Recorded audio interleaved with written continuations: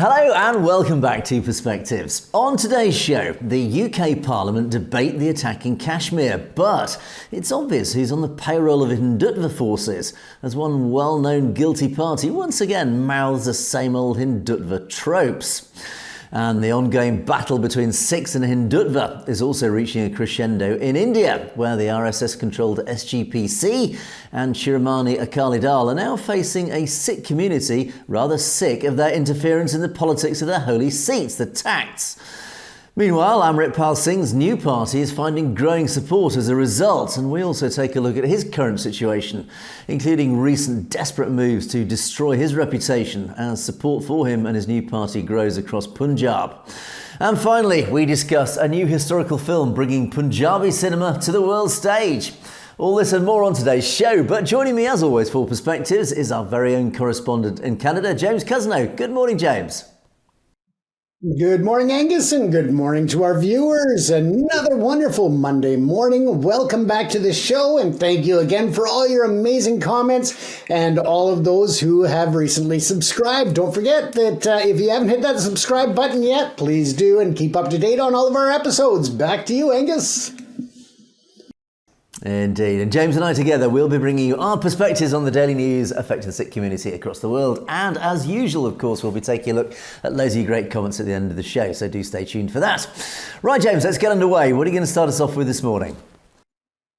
Well, it turns out there's an ultimatum that's been served up to the SGPC, and that is something that we've been following for some time now in terms of the political instability when it comes to the SGPC. Now, at this time, of course, they are under mounting pressure as the countdown begins for a critical decision on the recent appointment and dismissal of the Tak Jathadars. The prominent Sikh organizations, including the Damdami Taksal Sant Samaj and various Nihang Singh groups, have issued a stern ultimatum to the SGPC demanding the reinstatement of the previously appointed Jathadars and scrapping with the new appointments, and they want this done by May the 10th, 2025. Now, failure to comply with this demand will lead to large-scale protests outside the residence of Shiromani Akali Dal, the SAD president, Sukhbir Singh Badal, in the Badal village. The ultimatum, spearheaded by the Baba Harnam Singh Khalsa Duma of Damdami Taksal, reflects the growing discontent among certain Sikh factions over the SGPC's recent decisions regarding the leadership of the Taks, and those, of course, are the highest seats in the Sikh authority. The organizations argue that the appointments were made without proper consultation and violate established traditions, undermining the sanctity of these revered institutions. Now, this, of course, continues on, as we heard from Baba Harnam Singh Khalsa saying that the SGPC must respect the sentiments of the Sikh Sanghat and adhere to the principles and principles of transparency and consensus. He went on to further state at a press conference in Amritsar that we will not tolerate decisions that weaken our religious institutions. If our demands are not met by May the 10th, we will have no choice but to take to the streets.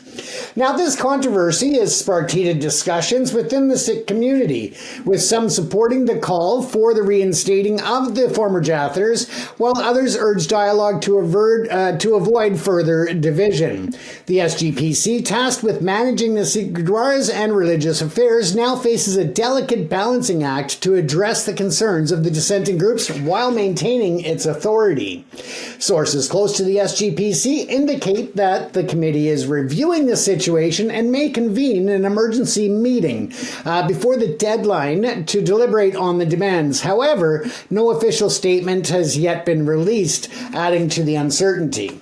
The threat of protests near Sukhbir Singh Badal's residence has also raised concerns about potential escalation, given the SAD's historical ties to the SGPC and its influence in Punjab politics. Community leaders have called for calm and constructive discussions to resolve the impasse.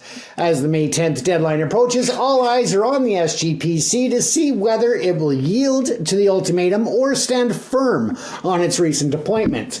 Now, the outcome will likely have far-reaching ramifications and implications for Sikh religious governance and the unity of the community. Of course, Angus, this is a story that we've followed for some time now, and it seems to be coming to a boiling point.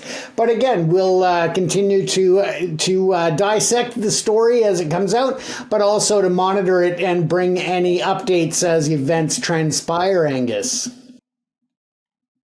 Indeed, this is it is obviously a bit of an ongoing saga, this, because well, as you say, we've touched on it, we've talked about it in great detail many times, and it is the battle lines are very clear.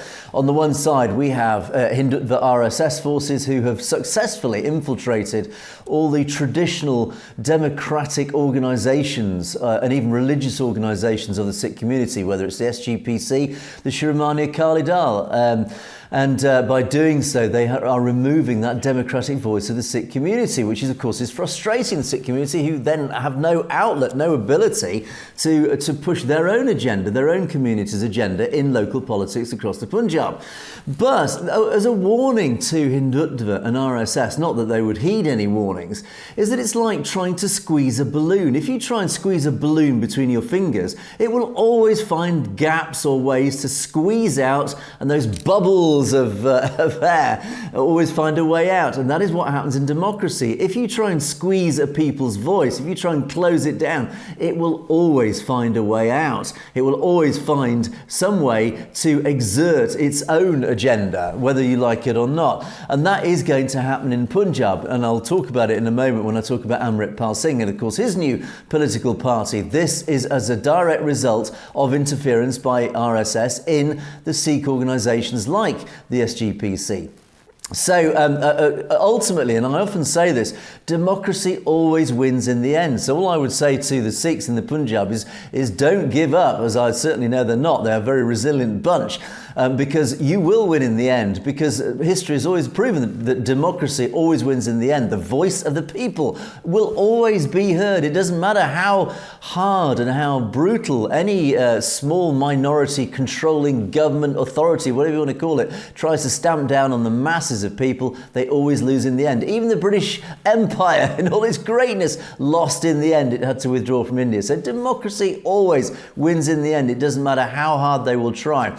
But yes, ultimately, the battle lines are still very much drawn. That battle is still very much ongoing. We do know that the Badal family still have that terrible grip over the Shiromani Akali Dal, which in turn is controlling the SGPC. We're still waiting for regular elections of the SGPC. We don't have them because, again, it's the RSS are still trying to ensure that they retain complete control of the SGPC. It is the SGPC in turn who then appoint the Jatadars of the 5 tax, and that is what they're doing. They're trying to put their own people, their own placemen into these 5 tax, and that, of course, is now coming up straight head to head with the Sikh community who are saying, no, that's enough now.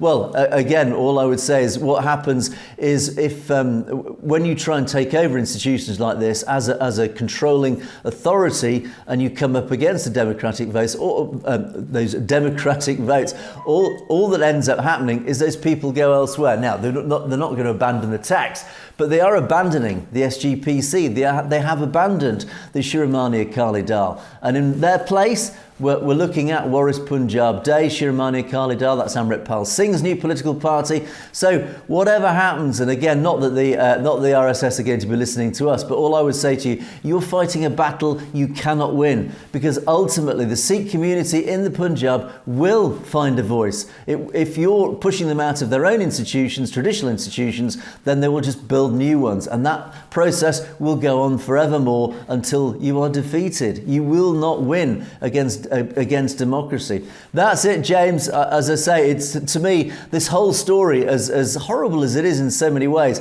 ultimately always has that shining beacon of hope in the future, knowing that democracy always wins in the end.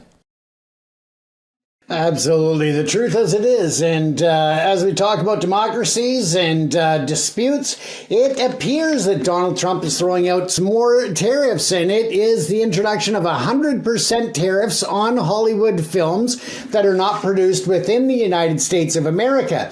The bright side is that one of the most anticipated movies of the year is actually a Punjabi movie, Angus, something very different, and setting a box office Guinness record for the most number of theaters worldwide, not just in the US, not in Punjab, but around the globe. It is actually released in mainstream theaters and cinemas. So that is very exciting. And of course, we're talking about the Guru Nanak Jahaz, which follows a very historic and poignant part of history, which includes Canada right here within my shoreline borders in Metro Vancouver.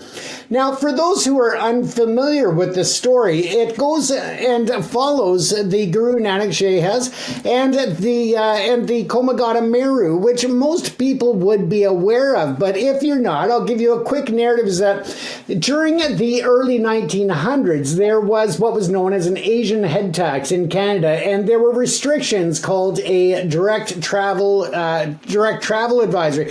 So basically, what that happened, it was also known as a continuous passage. Now, that was meant to dispel a lot of the immigration from places such as India. Now, you had to start at your destination point of your residence or your country of citizenship and travel non-stop to the shores of Canada if you were trying to immigrate. Well, of course, at that time, there was no direct passage and shipping routes that took people from India and in particular Punjab to Canada. So they had to find other alternate routes, and that they did, trying to make that arduous journey across the ocean to find a new world and a new life in the country of Canada. Now, this particular incident happened in 1914, where 374 people of Indian descent, most of them being Sikhs, but there were some Muslims and some Hindus on board as well. They made that very long, arduous journey on the steamship, and again, it was a Japanese steamship called the Komagata Meru, and after arriving at the Vancouver shorelines, they were refused entry.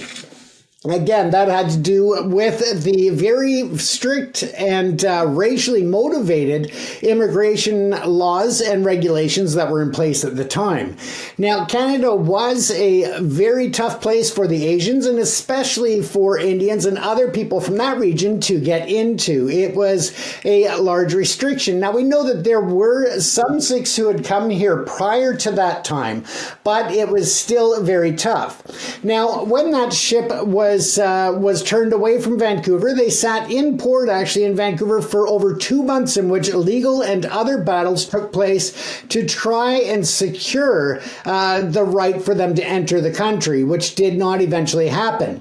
After much time spent in the courts and other challenges, they were turned away and tried to return, but were stopped by the British and the colony army, and they were challenged as criminals and challenging the unity of Britain. So again, they ran into that major problem, and it became known as a very international start to the Rights of India challenge, and that was for them to challenge international laws, not just here in Canada, but as citizens of the Commonwealth. They should have had the free flow to be able to come to Canada.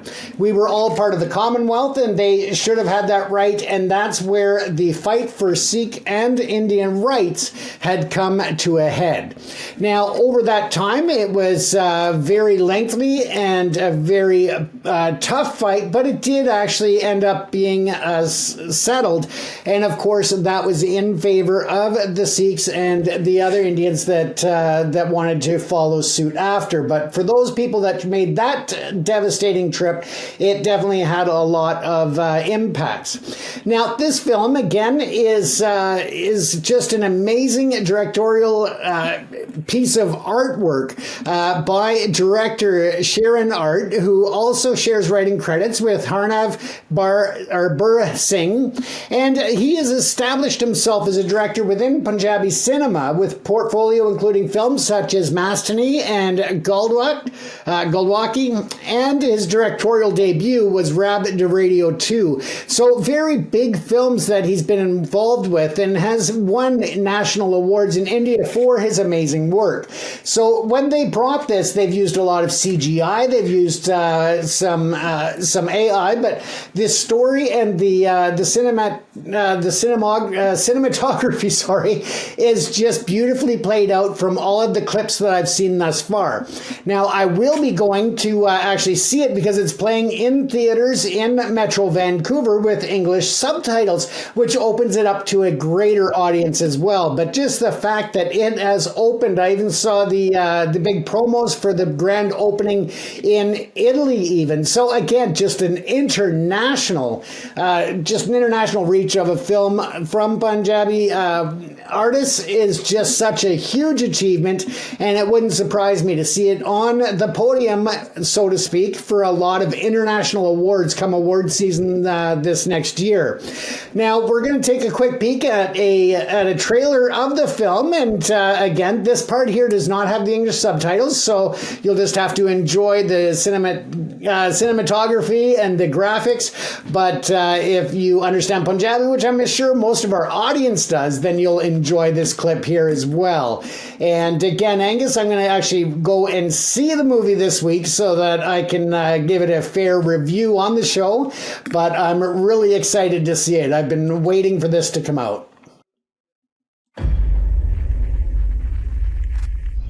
ਇੱਕ 111 ਸਾਲ ਪਹਿਲਾਂ ਇੱਕ ਸਫੀਰ ਤੇ ਇੱਕ ਬਾਗੀ ਇੱਕ ਇਤਿਹਾਸ ਲਿਖ ਗਏ।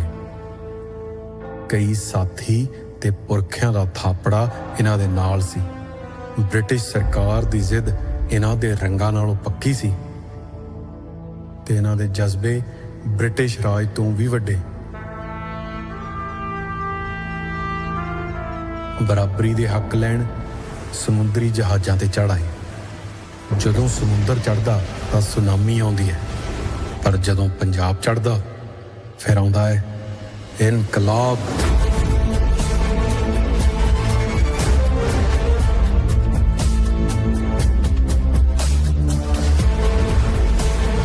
Bottom line is you don't belong here. If they don't turn back now, there will be violence. ये जहाज वापस इंडिया जाएगा। साढ़े को कागज ने, साढ़े को पैसा है, फिर वापस कितना चले जाइए?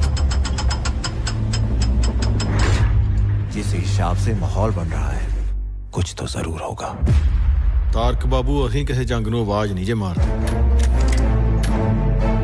ਪਰ ਚੱਲ ਕੇ ਆਈ ਹਰ ਜੰਗ ਦਾ ਜਵਾਬ ਹੁੰਦਾ ਸਾਡੇ ਕੋਲ। ਜੇ ਗਦਰ ਦੇ ਰਾਹ ਤੇ ਤੁਰਨਾ ਮਿਹਣੇ ਬਹੁਤ ਵੱਜਣਗੇ। ਆਪਣੇ ਲੋਕ ਹੀ ਪੁੱਛਦੇ ਆ ਕਿ ਦੇਸ਼ ਦੀ ਲੜਾਈ ਪ੍ਰਦੇਸ਼ 'ਚ ਕਿਉਂ ਲੜਦੇ ਜੇ। ਇਸ ਮੁਲਕ ਦੀ ਤਰੱਕੀ ਵਿੱਚ ਸਾਡਾ ਪੂਰਾ ਹੱਥ ਹੈ ਤੇ ਸਾਡਾ ਹੱਕ ਹੈ ਇਸ ਧਰਤੀ ਤੇ। This is a white man's country.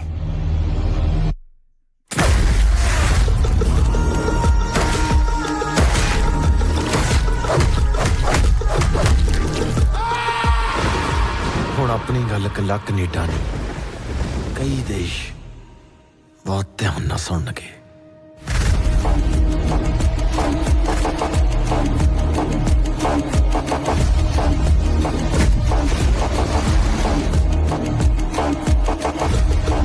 ਤੇਰੇ ਜਜ਼ਬੇ ਨੂੰ ਸਲਾਮ ਹੈ ਬੇਵਸਿਆ, ਪਰ ਸਾਡੇ ਵਾਲੇ ਭੁੱਲ ਜਾਂਦੇ ਆ।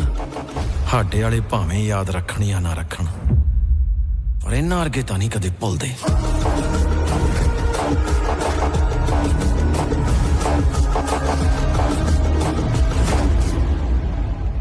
ਬਾਪੂ ਜੀ, ਅਸੀਂ ਕੈਨੇਡਾ ਨਹੀਂ ਜਾਣਾ। ਇਸ ਜਹਾਜ਼ ਦਾ ਸਫ਼ਰ ਖਤਮ ਨਹੀਂ ਹੋਇਆ ਪੁੱਤ, ਹਾਲੇ ਤਾਂ ਸ਼ੁਰੂ ਹੋਇਆ।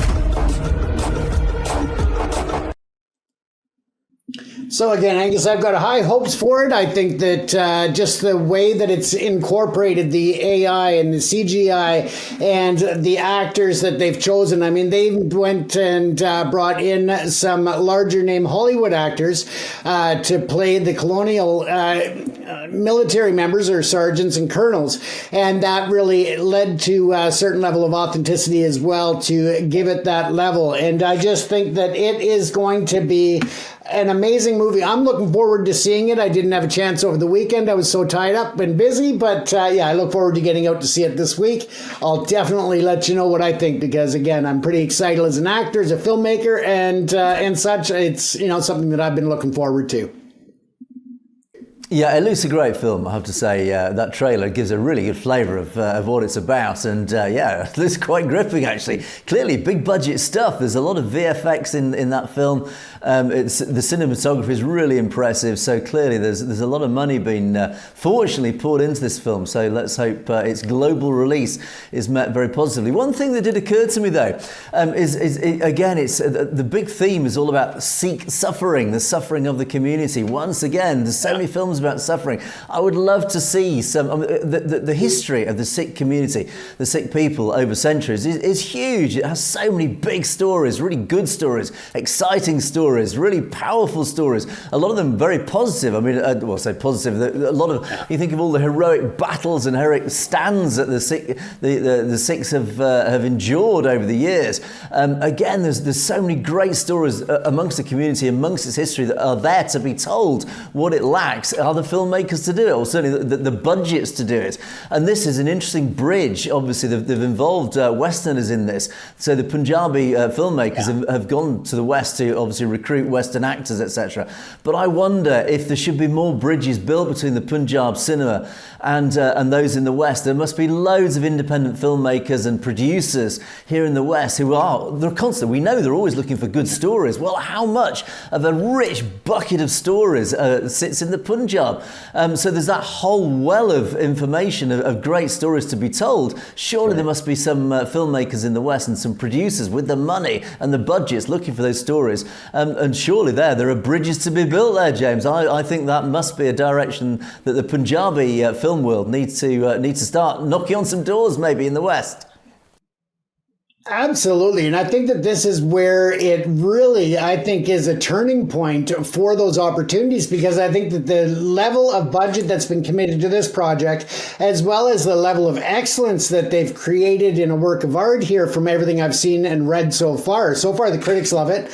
And it would not surprise me. The numbers are not out this weekend yet as to the box office revenues. But again, it was the grand opening weekend. And I think that we're going to see some big numbers that are going to really impress people when it comes to the Punjabi storytelling, but also to the major studios around the world to give a second look to these amazing stories that can come out of the Punjab, Angus.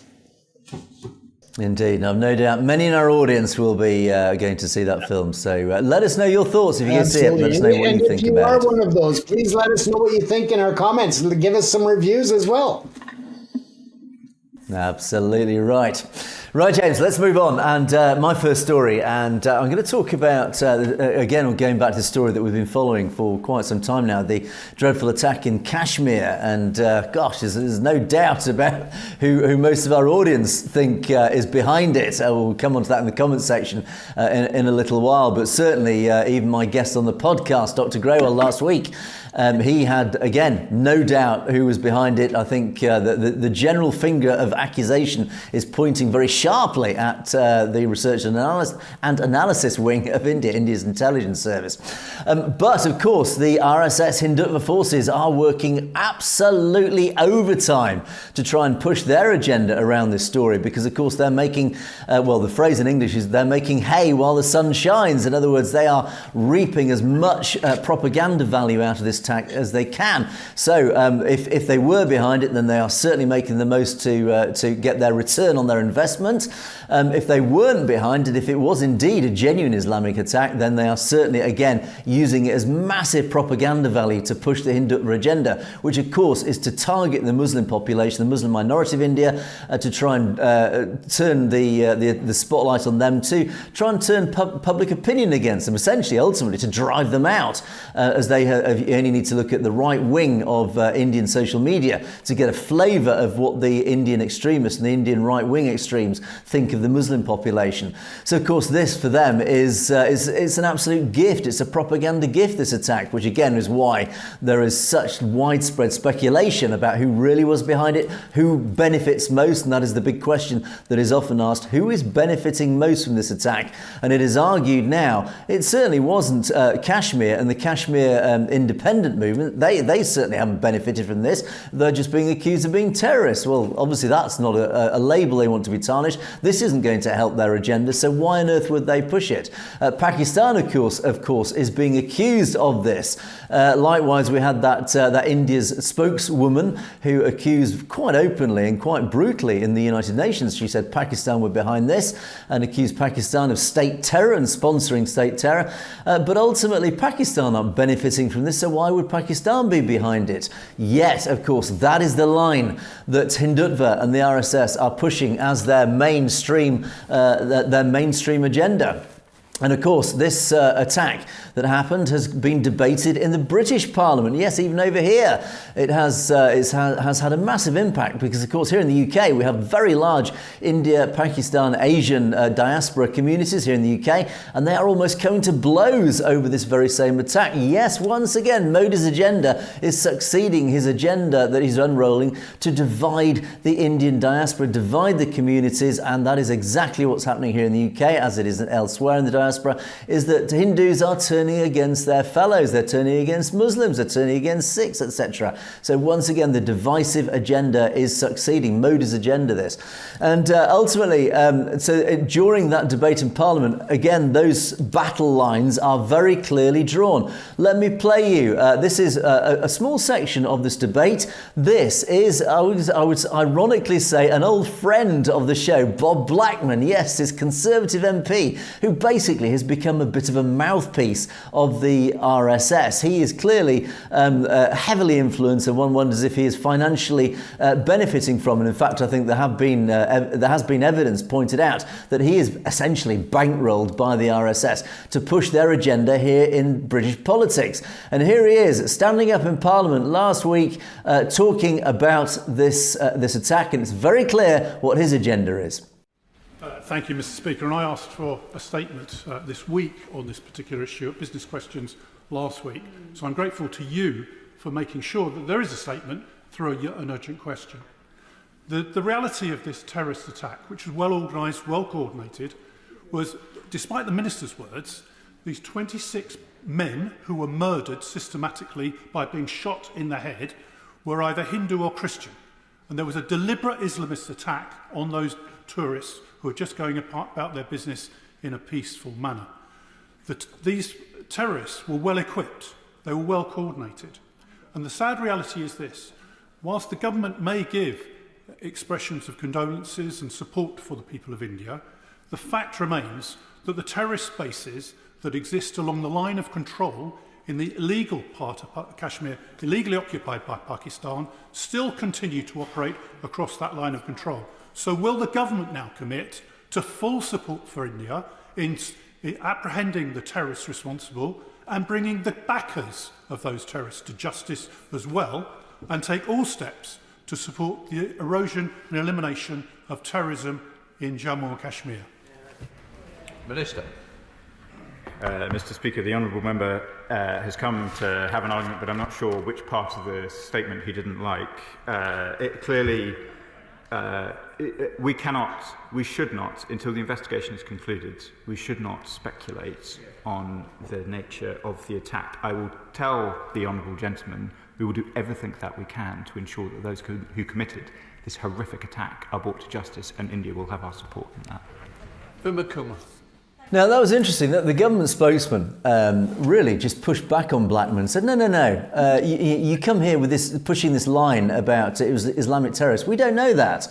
let's not make any judgment or any comment until we know for a fact who was actually behind this attack. So well done to the government spokesman on pushing that, but very, very clear where Bob Blackman's agenda lay. He is very clearly drawing up once again this agenda that's Hindutva pushed agenda, that it's all Islamic terrorism, it's Pakistan, they're behind this. So again, it's just once again, and you notice that clip was from the Hindustan Times. Yes, another one of these Godi media outlets. Of course, the Godi media, the pro-Modi Indian media, all across the board, pushing the same line. They're absolutely reveling in this story. They know this is absolutely gold dust. This propaganda for the anti-Islamic, anti-Pakistan agenda that Modi is pushing. It's Modi's pushing all this, the BJP, and ultimately, of course, by that, read the RSS. They're pushing this deliberate division, this ratcheting up the hatred against Pakistan, ratcheting up the hatred against the Islamic population, and this is going, to quite dangerous places.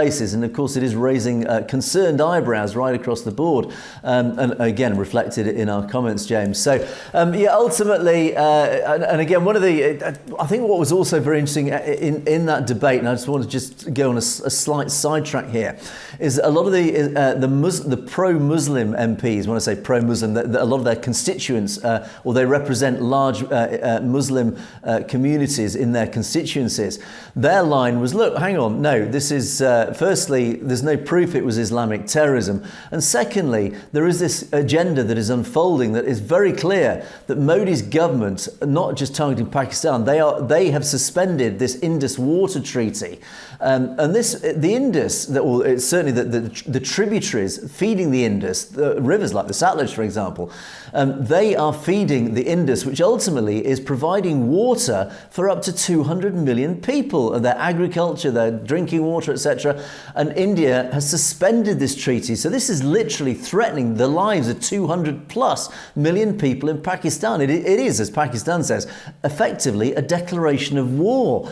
And we do know that Modi's government have been trying for many years, or the Indian government have been trying years, to basically rip up or rewrite, renegotiate this treaty, this Indus River Treaty. And ultimately they've said, you know what, we're not going to negotiate, we're going to create an event that allows us, and this is the conspiracy theory, is they deliberately launch this attack themselves against these people in Kashmir so that they can tear up the Indus Water Treaty.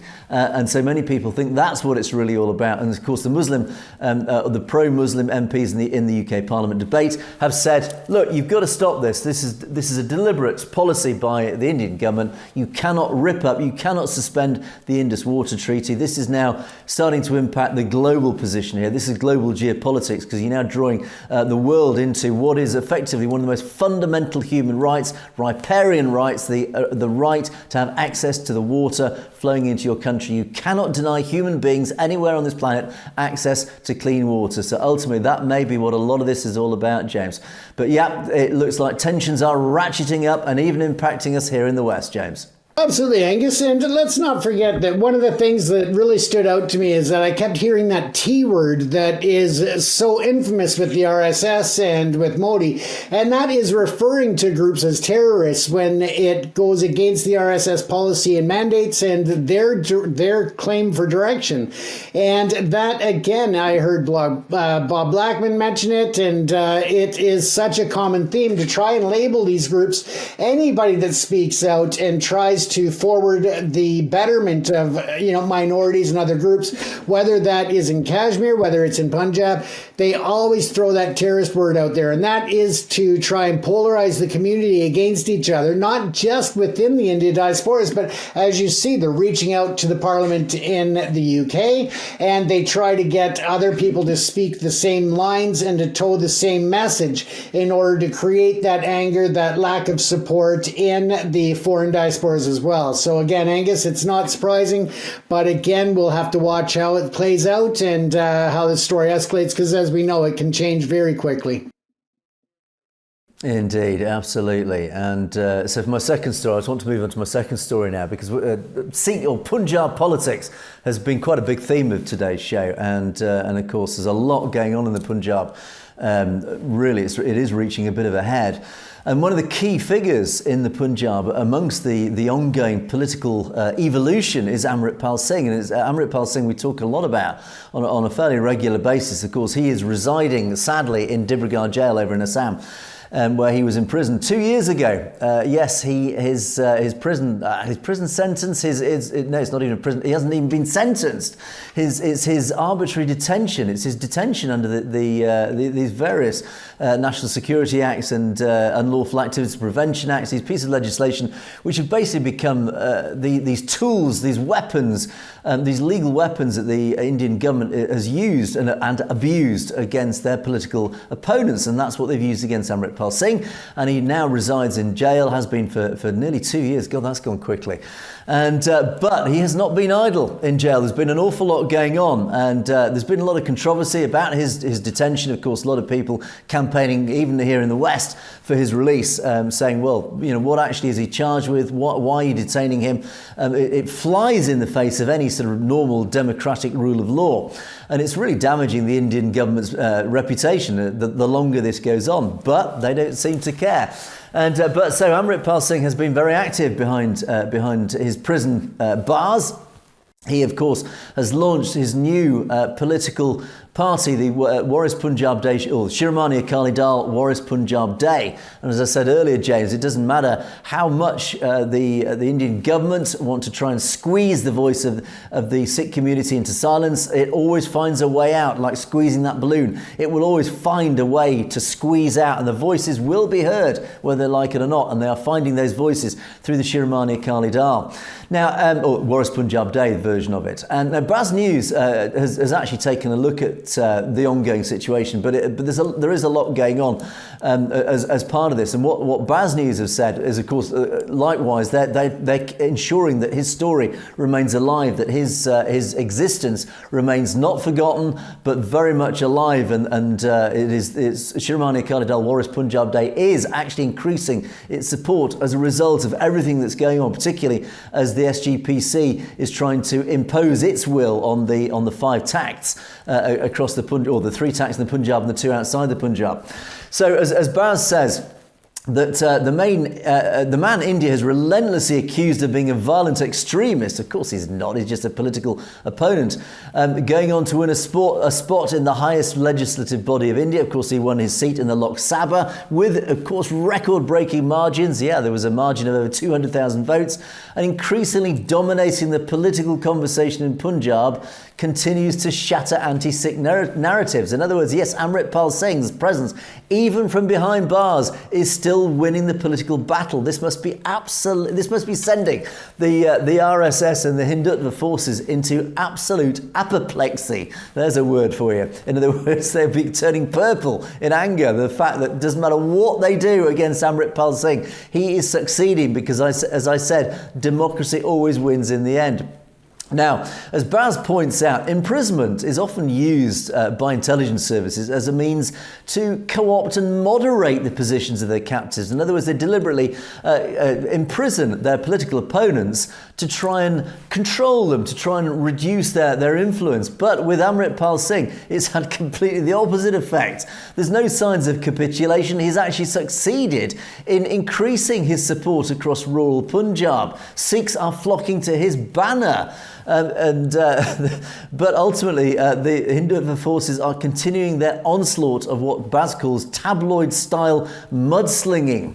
Indeed, they are ramping up, ratcheting up the propaganda war against Amritpal Singh, because it doesn't matter what they do. Amritpal Singh's presence and his influence politically is just growing no matter what they do. It must be really frustrating for them. And recently, the Akali Dal Badal, which is the Badal-controlled Shiromani Akali Dal, which, as it says here, Sikh voters have largely discredited, has set its sights on Amritpal Singh. And so this refers to this propaganda war. So the traditional Shiromani Akali Dal, which is controlled by the Badal family, which in turn ultimately are representatives of the RSS, they are now ramping up their attacks, their media attacks on Amritpal Singh. They're trying to find any dirt, if they're digging up dirt wherever they can find it, to throw at Amritpal Singh, to try and smear him, to try and reduce his reputation. And if they can't find it, they're having to make it up. And that is the accusation levelled against them. For example, recently they came up with this, there was a big headline, or a series of headlines across the Gedi media targeting Amritpal Singh, accusing him of corruption. And it was a 56-minute audio tape that was released by Majithia at a press conference in Chandigarh. And it claimed that Amritpal had strong connections with the slain gangster Jaipal Bullar, and that Amritpal Singh was involved in his work, which included harbouring his associates and dealing in illegal weapons. Now, in this Punjabi audio, it claims it was Amritpal Singh, and he claims all sorts of things, that he's got a share in this cash, this corrupt cash and gold looted by Bullar, and having procured a pistol for a specific purpose. And he also says that if he ever needed money, stealing a cash van was not hard for him to do. And it was purported, this alleged audio recording was supposedly between Amritpal and Sukhpreet Singh Harinau, a Faridkot resident, when they were both working in Dubai. Now, the recording was, of course, immediately dismissed by Amritpal's father, Tarsim Singh, who said, look, it's a very obvious attempt to malign his son. And they claim it was likely that it was created by AI. Yes, James, we talk about AI a lot. And his father, Tarsem, also claims, they said, look, Majithia themselves are responsible for widespread drug addiction in Punjab. And of course, we do know that Amritpal Singh is one of the loudest voices against this inflow of drugs into Punjab. Amritpal knows where it's coming from, and he's called it out. He's saying, look, this is a deliberate attempt by the RSS to weaken and destroy the youth of Punjab, to try and turn them away from the philosophy of Sikh, which is always a force for good, which in turn is also promoting the khalistan cause, ultimately. And so Amritpal Singh has stood up powerfully and having a massive impact, a massive influence, positive influence on trying to drive out drugs and make people aware of how dangerous these drugs are in the Punjab. So of course he's made a lot of powerful enemies in the drug world and the criminal world and the criminal fraternity, and ultimately the RSS they know that they want, or they're certainly pushing the drug agenda because it's serving their agenda to weaken the Sikh voice. And so ultimately Amritpal Singh has stood up very powerfully against this movement, against this influx of drugs. So he's made an enemy of people like Majithia, who allegedly are responsible for this drug addiction. And so many establishment leaders from all walks of life are also feeling this pressure to answer these concerns regarding this flagrant abuse of power that is being used to extend Amritpal Singh's arbitrary detention. In other words, this abuse of the law, this weaponizing legal instruments against him. And many figures are actually standing up more publicly now, not just supporters of Amritpal Singh, but just some basic supporters of the rule of the law, saying, look, hang on, you cannot weaponize the law against your political opponents. That is not what democracy is about.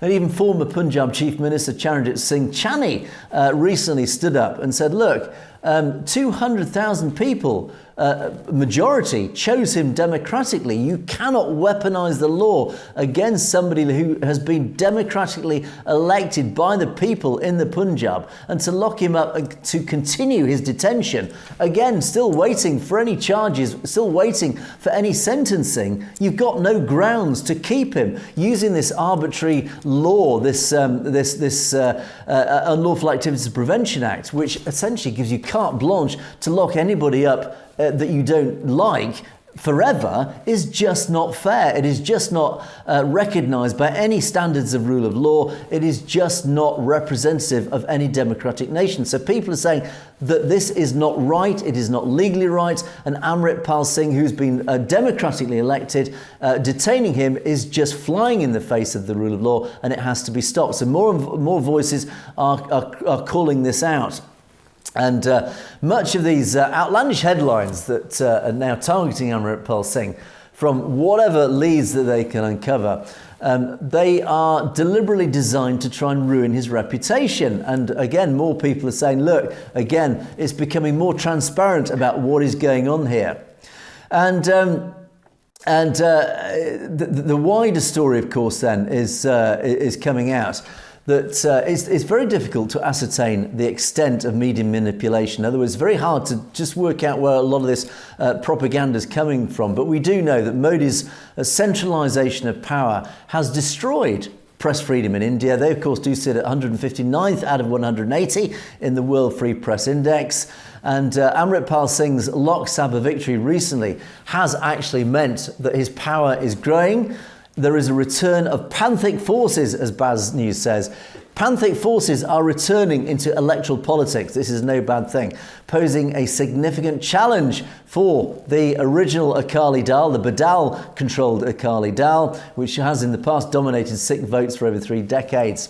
Amritpal Singh is joined, of course, in this new party by the son of Indira Gandhi's assassin, Sarabjit Singh, who was also elected MP in those last elections in a Faridkot constituency. So ultimately, James, it is very clear that Amritpal Singh's star is rising, as we say. His influence is growing. His new political party, the Shiromani Akali Dal Warriors Punjab Day, is growing in support. It hasn't just won the election in the last elections. It is still growing in support. It is starting to push out, as I say, it is pushing out the forces of the RSS. Democracy always wins in the end, and it doesn't matter how long they lock Amritpal Singh up, ultimately it is his voice that is going to win in the end, James. Absolutely, Angus. And if you took a graph and you went with a wave here, you could almost see a pattern there where every time that they are renewing his incarceration order, or whenever there seems to be a gaining momentum in the media to support him, it seems that's when the wave happens. It comes up, and then that's when the RSS and the government come out with these new uncorroborated, manufactured stories against him to try and again bring down that public support for Amritpal, and instead to try to push their support up. So again, it's just an ongoing battle, but again, it's just a clear indication and example of how the government there is utilizing the media to incarcerate people, how they are using the law to suppress the opposition. And I mean, we've seen this before, and it just seems to be going on and on with no end in sight. And it's about time that something happened to say enough is enough. There is no evidence that supports these claims. He's already been cleared of these other accusations. It's time to let him go and represent the people who cast their voices very loud and very clear to say this is who we need to represent us. And final comment on that, Angus, is yeah, of course, they are going to go after blaming him for the substance abuse problem, for the influx of narcotics and other substances within the region. Because it is such a polarizing issue, they're going to try to push the blame off on him. And anybody with common sense, knowing his history and his goals to eliminate that problem, to help the youth to regain their power over substance abuse and these other addictions, I mean, it's obviously just another smear campaign to try and take away his power and his support. And we know that that is just completely against what he stands for. He wants to clean up the drug problem. He's not there to really contribute to it and make it worse, Angus. Indeed. I mean, the Brahmins and the RSS must be running very scared now because, as this article signs off actually quite powerfully at the end, it does remind us that Punjab, as it says, like many places in the world, has been dominated by the politics of individual personalities. And sometimes a strong central figure is necessary to guide the community through turbulent times. And of course, you only need to look back into the 1980s of Bhindranwale, who, of course, was that powerful central figure around which people rallied. You need these figures to take these huge political movements forwards. And as I say, democracy always wins in the end. And the article finishes off with the words, on the day of Amritpal Singh's arrest, he said, "This is not the end, but the beginning."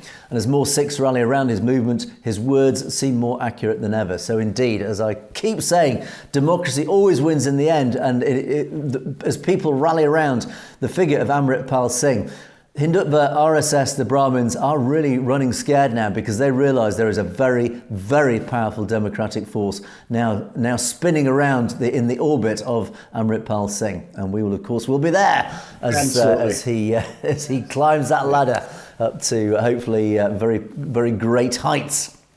Right, James, let's move on to our comments column. Loads of comments to get through today. Thank you to our wonderful audience for all your comments. Been some really interesting comments that have come in over the last few days. We talked, of course, about the elections, Canadian elections, James. One of our commenters says, look, Jagmeet was always about himself. Again, this accusation. He was ultimately just a politician. It was all about, like most politicians, it was all about himself. A lot of moderate Sikhs, there will be little change to their everyday lives. Well, ultimately, I would agree with that. I think, ultimately, day to day, our lives just do go on, and politicians play their political games, but our lives tend, on the whole, not to change that much day to day. And there's this accusation that Jagmeet himself, well, he was just another politician at the end of the day, James. Absolutely. And I mean, let's not forget, though, that even though you may see him as just another politician, he did institute things such as the pharmacare programs, the dental programs. So he was successful at being a politician, not just in the fact that, in politics in general, but also keep in mind that he was not in the main opposition. He was not in the main elected party. So he was able to utilize his strength and his power within the position he was in to say, okay, Liberals, we will help you, but you're going to help us to pass some of what we've been fighting for. So again, I think that, he definitely needs a memorable place in a positive way in Canadian history as well.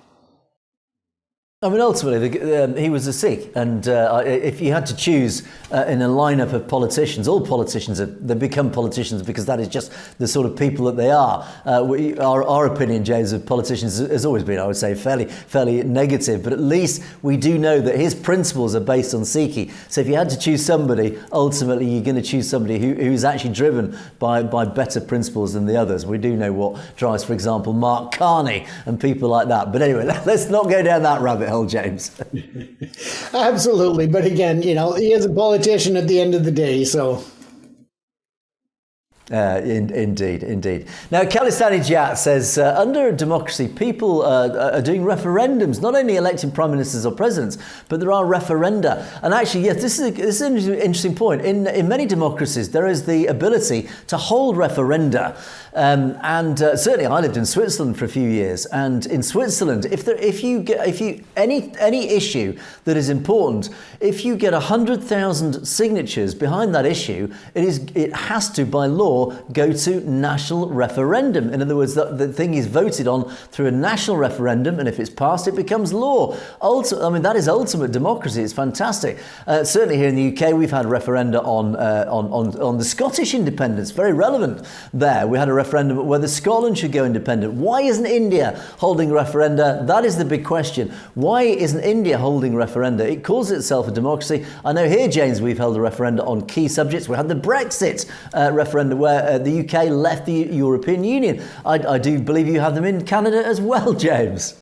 Yeah, we have. When it came to Quebec's sovereignty and independence, when they wanted to separate, or certain groups wanted to. And again, the referendum happened and it did not succeed. So again, it's all about, operating within the democratic process. Indeed. So I think the spotlight is turned on India there, saying, okay, well, everybody else is holding referenda on key points. Why aren't you in the Punjab? Absolutely right. That's right. Now, James, the Kashmir story, as I said in the intro, is very clear what our audience think about that dreadful attack in Kashmir and who was behind it. Sukhwant says, of course, it was 100% scripted. Bal Tukur, of course, it was raw, 100% no doubt. Avtar Dhillon, I believe the Modi government was behind this. They're just looking for a war with Pakistan. ultimately, what they're trying to do first, they're just trying to get a rally around international support before they go in. They want that, in other words, they want war with Pakistan, and this was all about just trying to get more people around the world, more international governments to support them.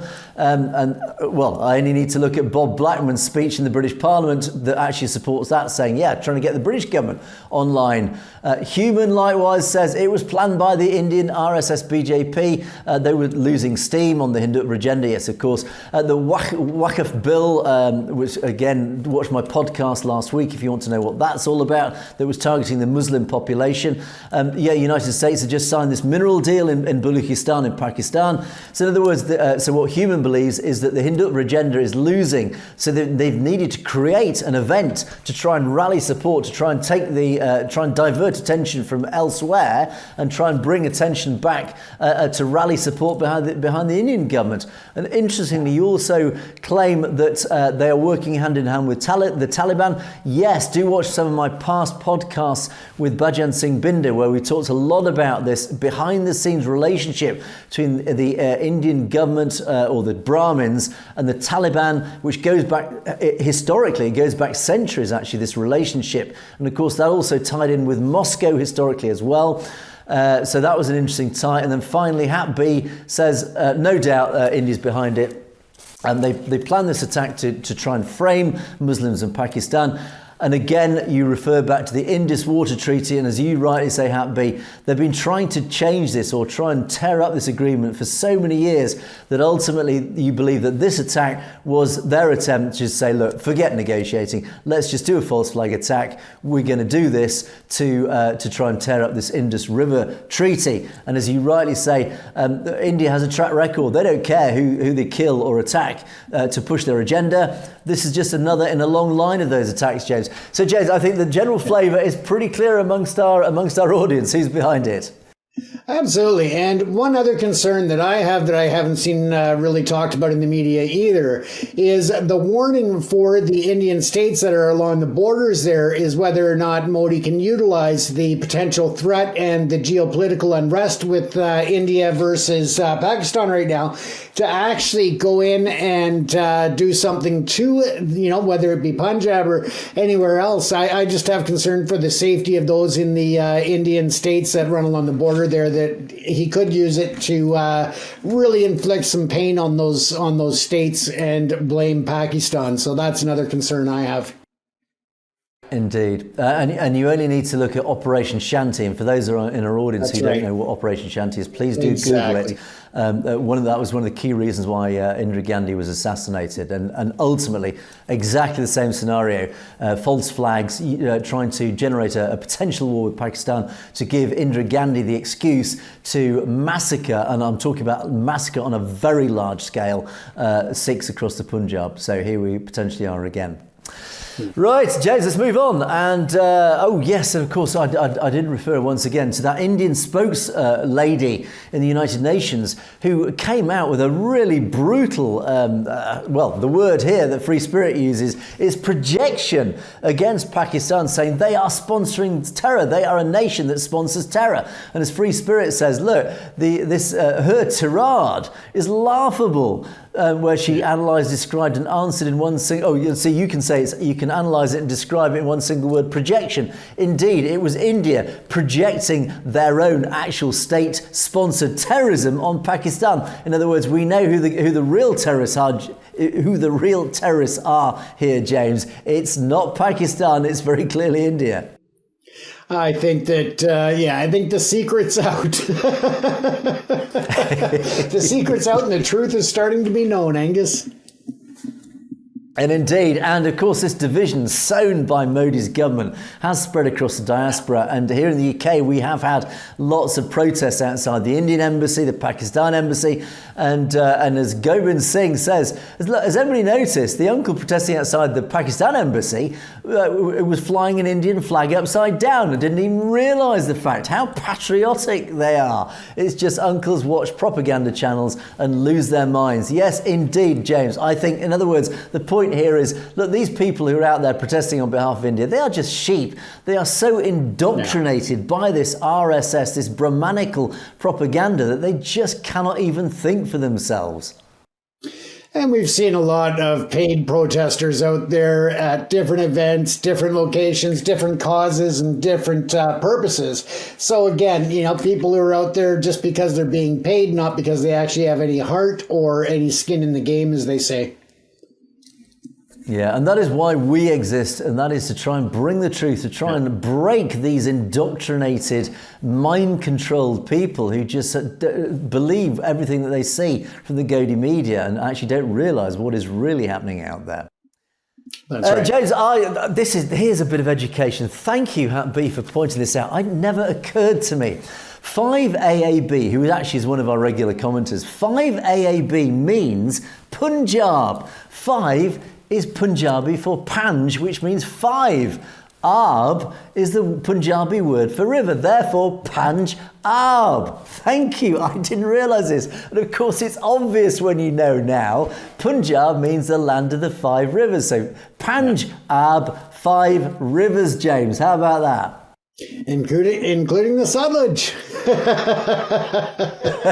Indeed. So there you go. So thank you, Happy, so much for that. It sounds obvious now that you explain it. I never realised what Punjab or Punjab means. It's 5 rivers. So thank you for that. And of course, Punjab comments with a final fabulous comment. Get ready to take your seat in the Khalistan Parliament. We're looking forward to it. Well, I don't know if we'll be standing to become MPs in the Khalistan Parliament, but ultimately we definitely will be outside with our microphones reporting on the day that the Khalistan Parliament meets for that first time. But yeah, the serious point here is Modi just might have bitten off more than he can chew going up against Pakistan. You don't think that India will go ahead with an all-out war? And Sikhs will not help the Indian army like they did in previous wars. In fact, Gurpatwant Singh Pannoon was loudly warning the Sikh population in India, look, do not fight Modi's jingoistic wars. In other words, don't fight against Pakistan. Don't stand in the Indian army in one of these manufactured wars that is suiting the Brahmanical control. Don't do it. But as Punjab says, I have been wrong plenty of times before. Well, haven't we all? But in wars, innocent people suffer. But if Khalistan is the result, then I am willing to give my life. And I have no doubt, Punjab, that there are many people in the Punjab itself, many people in the diaspora who would be willing to pick up arms. And this is not a rallying cry to pick up arms, but ultimately, if it ever came to war, then the Sikh community have a huge militant heritage. They have a huge heroic heritage of always standing up for injustice. And if that does mean picking up arms and usually in a defensive mode, they are not afraid of doing that, and they are always never afraid of laying down their lives, as many Shaheeds have proved, is that the Sikh community are always prepared to lay down their lives to fight against injustice wherever they see it, and certainly for the cause of Khalistan, James. Absolutely. And I mean, to lay down their lives and protect the rights of those who are being suppressed, not only in the Sikh community, but in any community that they see injustice worldwide. They are definitely there to help and to give that hand up and to protect others in need. So, absolutely. Indeed, and in the fight for Khalistan, I mean, the fortunate thing is, hopefully, it will never need to come to any form of conflict. Now, there may be conflict between Pakistan and India. Who knows where that would lead? But ultimately, the Khalistan movement is a peaceful, democratic movement. It does not need to resort to anything like that. It doesn't need to resort to violence or picking up arms because it is already winning the battle. The lesson has been learned that these battles, ultimately, in the 21st century, can really only be won through democratic means, and that is why it's winning, and that is why India is losing, and that is why we have absolutely no doubt that in the foreseeable future Khalistan will be established, and we do look forward to that day. But James, unfortunately, there we must draw things to a close for another day. But of course, you have been watching Perspectives. Thank you to our audience for staying with us. Thank you for all your comments that have been coming in. Some really fascinating comments, some really educational comments. Punjab, now I know what it actually means. That's a wonderful revelation. But do keep those comments coming in. Don't forget you can message us directly at message@satlojtv.com is anything you'd like to bring to our attention directly. But that is it for another day. Thanks so much for watching. It is a goodbye from me. It is a goodbye from James. Stay safe, everyone. You have, of course, been watching Perspectives. We will see you next time.